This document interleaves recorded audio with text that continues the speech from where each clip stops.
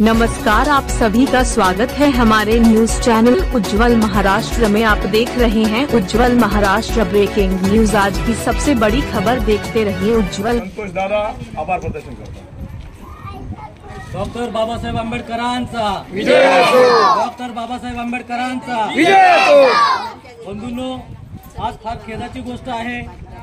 Doctor Babasaheb आंबेडकरांच्या संविधानाचं विटंबना होते परभणी येथे आणि आमचे समाज बांधव न्याय मागायला जातात, त्यांना अटक होते, त्यांना अमानुष मारहाण होते।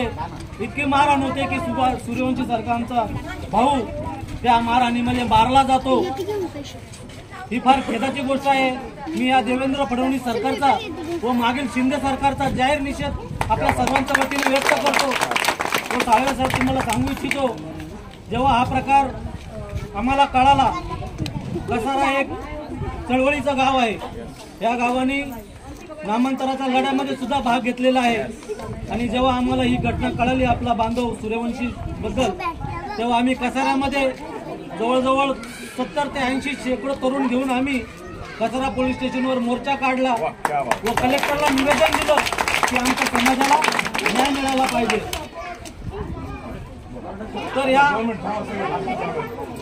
तर या जातीवादी सरकारचा आणि ज्या पोलिसांनी मारलं, त्यांना अमानुष मारहाण केली, त्या पोलिसांचा आम्ही आपल्या सर्वांच्या वतीने जाहीर निषेध करतो, धिक्कार करतो व आपल्या सर्व इथं जमलेल्या समाज बांधवांना एक आवाहन करतो, जे आपले बांधव मुंबईपर्यंत चालले आहेत।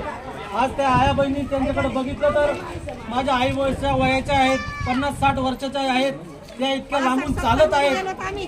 त्यांना बघून अक्षरशः मन गैरवरून आलं की इतक्या वयस्कर महिला न्याय मागण्यासाठी आपल्याला मंत्रालयापर्यंत जावं लागतं। तर ही न्यायालय खोलली कशासाठी? ही न्यायालय मोडून टाका जर आम्हाला न्याय जर मिळत नसेल तर बंधूंनो, माझं एकच सांगणं आहे, जे आपले बांधव निघाले आहेत यांना आपलं काही बळ देण्यासाठी आपण आपल्या परीने 50, 100, 200, 500 काय जे देता येतील त्यांनी या पेटीमध्ये टाकून त्यांचा ताकद वाढवली पाहिजे, त्यांचा हौसला वाढवला पाहिजे। एवढं बोलून थांबतो। जय भीम।